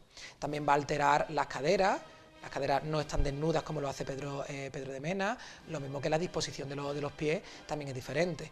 Pedro de Mena pone la derecha sobre la izquierda y Palma Burgos la izquierda sobre la derecha. Por lo tanto, ahí, aparte de los recursos técnicos, que incido, no son de corte neobarroco, sino que estamos hablando de un escultor que está imbuido por las poéticas artísticas de su momento. Estilísticamente, eso sí, va a recurrir a Pedro de Mena, pero no técnicamente. Antonio. Partiendo del hecho de que es uno de los grandes crucificados de la historia del arte que no se le ha hecho justicia, ¿no? Yo me gusta pensar que incluso en algunas cosas es mejor que el original, ¿no? O por lo menos en el contexto en el que está hecho, el Cristo de Mena no dejaba de ser un Cristo maravilloso, pero fruto del contexto barroco en el que se creó, ¿no? que no era el Cristo del Silencio de José de Mora, que eso también es importante tenerlo en cuenta, totalmente diferente a nivel de la morfología, ¿no? Como estaba comentando José. Yo creo que uno de los grandes aciertos del Cristo de Mena es, sin lugar a dudas, la frontalidad y la rotundidad. Es decir, es una obra que busca la volumetría, que se expresa bien, que está bien compuesto, que está bien desarrollado, que tiene una cabeza muy expresiva, aparte de las cuestiones del color, ¿no? Juega bien con los paños, coloca bien las piernas. Claro, es que él, yo creo que en su imaginario decía, yo no quiero hacer una obra como la que había, evidentemente tengo que trabajar para ellos, pero quiero hacer una obra que sea fruto del contexto, ¿no? Ese crucificado, cuando hablamos de la historia del siglo XX, de los crucificados del siglo XX, está totalmente eclipsado por lo que está pasando, por ejemplo, en Sevilla, pero nadie le echa cuenta, como al Cristo de Mena, saltamos de cosas que pasan en Sevilla a, por ejemplo, al Cristo de la Redención de Málaga. Pero es que el origen de muchas cosas de las que está pasando en todo el siglo XX se lo debemos a ese crucificado, que además fue muy famoso por varias razones, por la cuestión de dónde se presentó, las personas que estuvieron alrededor, todas las cuestiones políticas alrededor. Se ganó el favor de ministros franquistas, de Jesús Luis Arrese, estuvo además también Millán Astray, muy bien, pero es que además está comentando él el naturalismo que tiene él, además de hecho fue Aurelio Díaz, creo que fue Aureliano Díaz, no me acuerdo muy bien el nombre, lo publicó en una revista, es que el concepto orgánico de la anatomía de Palma Burgos es fantástico. O sea, es que es un naturalismo... Lo resuelve muy bien, trabaja muy bien. Es una de las que cuestiones... los músculos están donde deben de estar, el contraído, o sea, es que es fantástico. Es un Cristo clásico, es un Cristo muy bien resuelto. Entonces, Antonio, ¿podemos decir que el Cristo de la Buena Muerte es la gran obra que lega Palma Burgos a la ciudad de Málaga? ¿Sabes lo que pasa? Es que con la Piedad de por medio es difícil de afirmar, ¿no? Pero yo creo que con la Piedad de Málaga él es un mero artesano. Sí, es decir, copia el modelo del padre. Claro, conceptualmente, sí es verdad que él, como dice, no, yo tengo el modelo en yeso, sí, la obra, esto es como lo mismo los escultores a día de hoy que tienen talleres. Yo modelo y él me lo saca por puntos, pero la obra es mía. Entonces, creo que Palma Burgos, obviamente cambia algunos elementos, pero creo que es un mero artesano, no quitándole mérito, porque además él mismo viene a decir que va a restituir la memoria de su padre, la firma como Francisco Palma García, Francisco Palma Burgos. Entonces, creo que ahí actúa como un mecenas. Ahora, ¿es la mejor obra el Santísimo Cristo de la Buena Muerte? Es soberbia, estupenda, pero hay que recordar que tenemos la humillación también, que no es la segunda versión. Ahora podemos andar, pero la segunda versión es fantástica también. Yo creo que es una de las grandes obras que tenemos, que además no se puede ver en toda su plenitud porque la iconografía que representa conlleva que esa imagen esté tapada en parte, pero si nosotros la descubriéramos, es una obra completamente fantástica, donde vemos de nuevo también ese naturalismo, donde vemos la composición orgánica, donde la cabeza... O sea, una cabeza muy bien trabajada, una cabeza muy expresiva, muy bien compuesta, que está a un nivel totalmente, si lo comparamos con lo que está pasando en Sevilla, la expresividad del Cristo de Humillación no tiene nada que ver con los castillos de Lastrucci que comentábamos anteriormente. El lenguaje estético es totalmente diferente, pero claro, es que es una obra muy bien resuelta, es una obra que está muy bien compuesta, muy bien resuelta, que probablemente le sentaría mejor el misterio, quizá en el trono no funciona del todo bien, a pesar de las excepcionales calidades, que no nos dará mucho juego para compararla con el Santo Suplicio, por supuesto, ¿no? Una obra, bueno, del principio y una del final, ¿no? Volviendo al tema de la humillación, yo quería comentar aquí cómo con esta obra, ¿no? Y con esa otra obra paralela que le está haciendo, ¿no? Que es esta obra, este Cristo para Jaén, el Cristo de la Columna. Palma Burgos aquí lo que también está haciendo un poco es retrotraerse a esos modelos también incluso del Renacimiento, ¿no? Con esos Cristos erguidos, ¿no? Con esos atados a la columna, que no estaban tan agachados como era luego algo más propio que se veía en el barroco. Tenemos, por ejemplo, aquí en Málaga referentes pictóricos como pudo haber sido los frescos que hace César Arbasia en la capilla mayor de la Catedral de Málaga.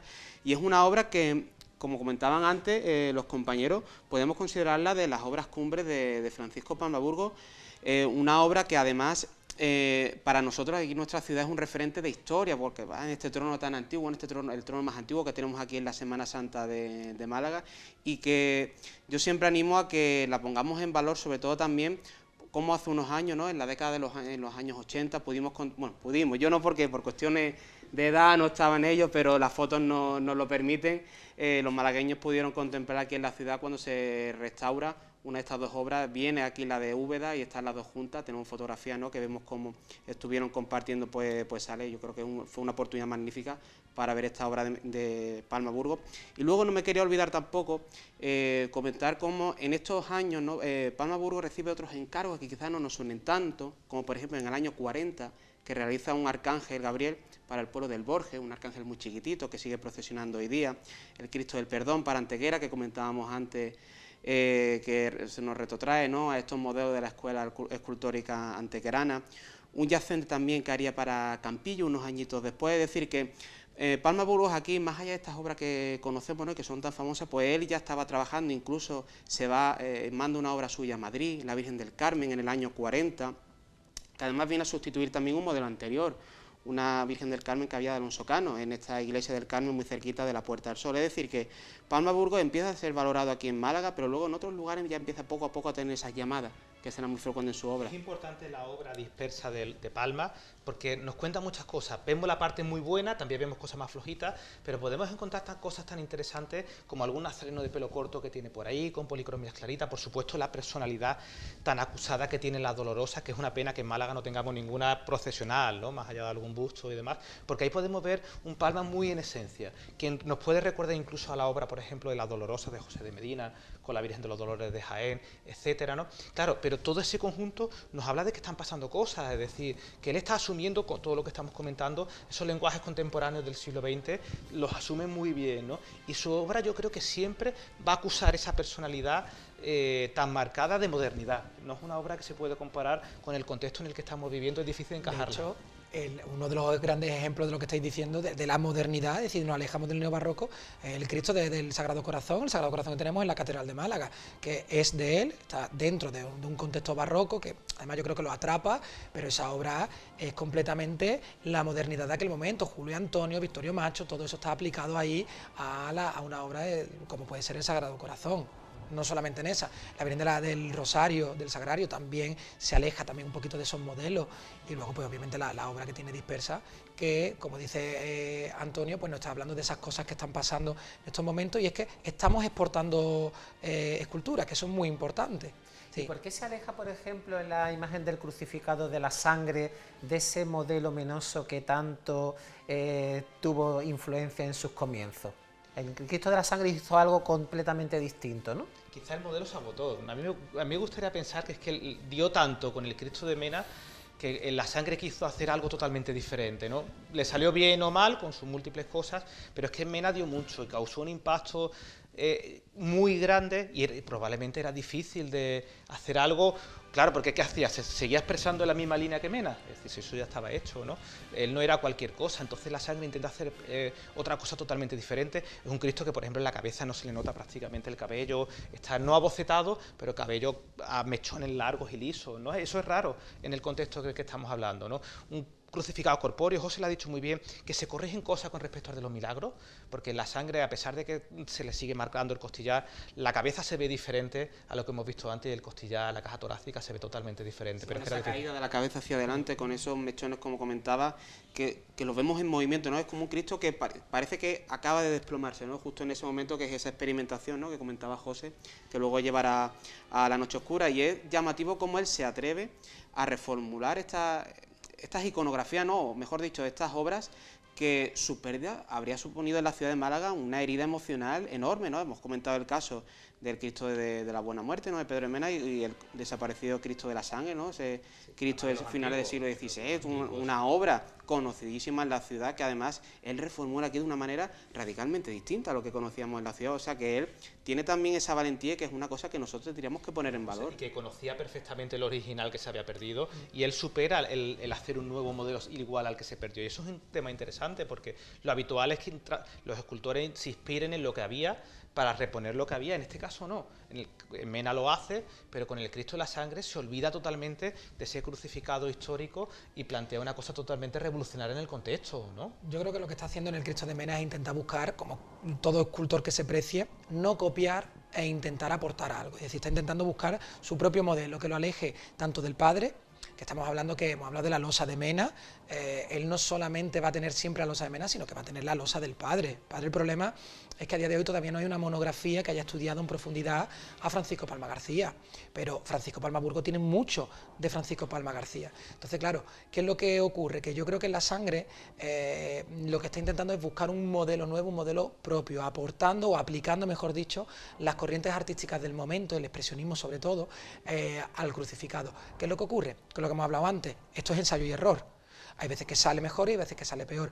Está aportando, no está resuelto todavía de una forma excesivamente perfecta a nivel anatómico, pero es que ese crucificado nos lleva a los crucificados que tiene la provincia de Málaga y que son magníficos y que no son neobarrocos, que son completamente, o están adscritos a las corrientes artísticas del momento, de la década de los años 40, y que nos va a llevar, porque lo que estábamos hablando antes, nos va a llevar a una de sus grandes obras, que es el Cristo, el de la Noche Oscura del año 1966, eso es fantástico. Hemos estado hablando de la faceta de Palma Burgos como imaginero, pero también hizo unos tronos muy emblemáticos para nuestra Semana Santa, que conservamos todavía 3 de ellos, como es el trono del Señor de la Columna, de los gitanos, el Nazareno del Paso y el trono del Santísimo Cristo de la Buena Muerte, que hace un bloque entre ese trono, el crucificado y la imagen de la Magdalena, que también fue realizada por él. ¿Qué podemos hablar de este Palma Burgos realizador? Yo creo que nos de está trono? hablando Alejandro de lo espectacularmente polifacéticos que son, ¿no? Hacen retablos, diseñan, hacen diseño aplicado a arquitectura, hacen arquitectura monumental, hacen monumento público, tallan, pintan y hacen tronos. Y hacen tronos que además muy pensados, tronos que se alejan totalmente del neobarroco sevillano imperante que pervive hasta la actualidad, y de repente en este contexto encontramos 3 tonos sin los que somos capaces de entender la Semana Santa de Málaga del siglo XXI. Que ojo al dato, en el año 39, antes que yo hace el de la urna del Santo Entierro, antes que era la parte de abajo del cajillo, la diseña él y le coloca la urna, ya venía ese precedente trabajando, y además lo hace para su tierra, ¿no? Pero quizá con los 3 tronos que has comentado, lo que consigue es configurar el paradigma visual de la Semana Santa de España malagueña del siglo XX, es decir, nadie puede entender el Cristo de Menas sin ese trono, que por cierto que bien le sienta, y que afortunada fue, por ejemplo, la restauración del trono del Nazareno del Paso. En algún momento se cuestionó si había que conservarlo o había que cambiarlo, y al final fue un acierto totalmente trabajar aquello que era flojo para el contexto y darle un poquito más de empaque. Pasa lo mismo con el trono del Cristo de los Gitanos, ¿no? Es un trono que le sienta muy bien, que no tiene precedentes más allá de los propios precedentes malagueños del primer tercio del siglo XX, y encontramos obras que son rotundas a nivel expresivo. Nunca se había hecho ese tipo de cosas en otros contextos, ¿no? Con lo cual eso se lo tenemos que también añadir a Palma en su amplio palmarés, ¿no? Por valga la redundancia, ser capaz de configurar una imagen que ha pervivido hasta la actualidad y que no ha habido que cambiarlos. Eso ya mencionamos. Eso ya es un logro en Málaga. Eso es importante, ¿no? Que hablamos. Pero primero, las obras están alteradas. Sí, no están en dimensiones. Entonces, lo primero que tenemos que tener en cuenta es que Francisco Palma Burgos es un perfecto conocedor de lo que se está haciendo en la década de los años 20, por muy pequeño que sea en aquel momento. Son tronos que están completamente imbuidos, es decir, siguen una línea continuista con lo que ha hecho el padre.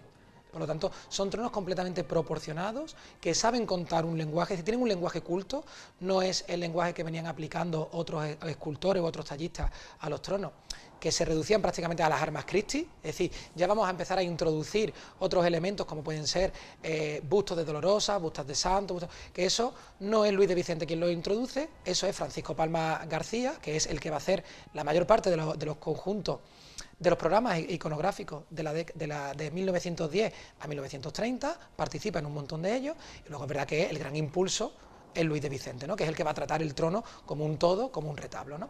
Pero en este sentido tenemos una línea continuista. No solamente hace los 3 que tenemos, que afortunadamente se han conservado, él prácticamente para todas las hermandades que trabaja o a las que le hace titulares, le hace un trono. El Santísimo Cristo de los Milagros tuvo un trono de Francisco Palma Burgos. La Piedad tuvo un trono de Francisco Palma Burgos que era una especie de revival del que había hecho el padre, lo mejora en cuanto a decoración, le introduce mayor decoración, pero es prácticamente lo mismo. También le hace uno a la Virgen de la Amargura, como le hace uno a la Virgen de la Paz, a la Misericordia, exactamente, de la Virgen de la Paz se ha recuperado. Que se ha recuperado con el trono de traslado. Exactamente, afortunadamente. Ahí sí es una cosa muy curiosa. Aunque él como escultor va a intentar alejarse de ese neobarroco, sus tronos son completamente historicistas, es decir, sus tronos están influenciados por esa corriente, por ese lenguaje historicista que está recuperando el barroco, ¿no? Fijaos que durante la década de los años 20 hay una experimentación también con el románico y el gótico. Sin embargo, el lenguaje que va a triunfar será el barroco, ¿no? Como ha llegado a nuestros días. Yo creo que los tronos son sublimes.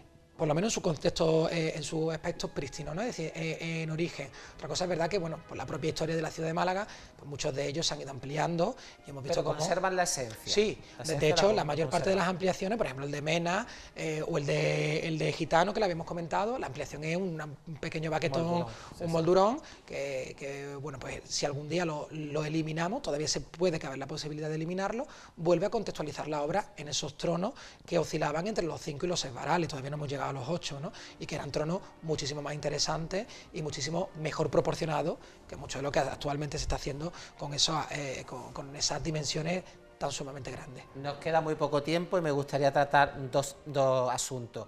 Primero, ¿por qué desaparece la figura de Palmaburgo a partir de finales de la década de los 40? Desaparece la figura de Palmaburgo en el contexto de la Semana Santa malagueña y reaparece ya al final de su vida con la obra cumbre, la obra última, que es el Cristo del Santo Suplicio. ¿Qué pasa? ¿Qué pasa con Palmaburgo? Ya hemos hablado en algún programa, ¿no?, de cómo Málaga, ¿no?, durante los años 40, después de los años de la guerra, se va reinventando, se va reconstruyendo, ¿no?, poco a poco, ¿no?, con la obra de Palma, la obra de Benlliure, y son estos años los que vemos grandes avances en modernidad, ¿no? Luego, bueno, nos introducimos en otros años, los años 50, años 60, en los que yo creo que coinciden una serie de factores. El primero, Palma abandona nuestra ciudad. Palma se establece en Úbeda, también se mueve en Madrid.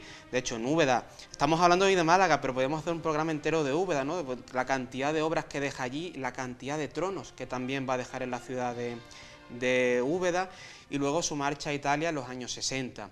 Palma es cierto que no corta por lo sano con lo que es su vinculación con lo que es la ciudad de Málaga, pero lo que es esa adopción que hacemos aquí en nuestra ciudad de lenguajes procedentes, pues por ejemplo de Sevilla, ¿no?, de esa traemos, ¿no?, ese lenguaje neobarroco sevillano, pues que cala muchísimo lo que es la ciudad, sobre todo en la construcción de esas nuevas hermandades que van surgiendo en nuestra ciudad. Perdona, pues, José Manuel, nos queda un minuto para finalizar y me gustaría que habláramos algo del Cristo del Suplicio.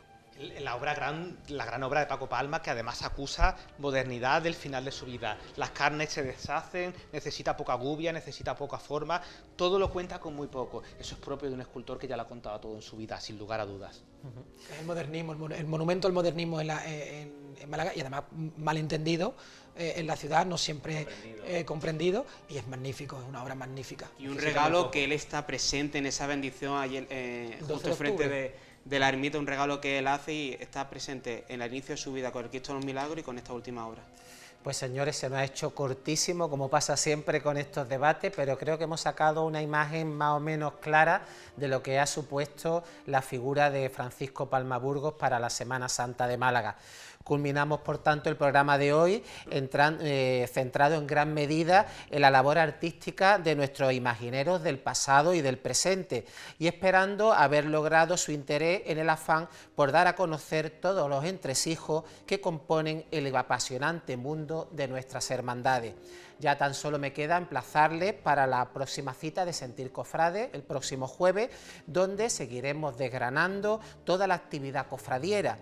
Mientras tanto, vivan y sientan una provechosa cuaresma. Hasta entonces, sean felices y muy buenas noches.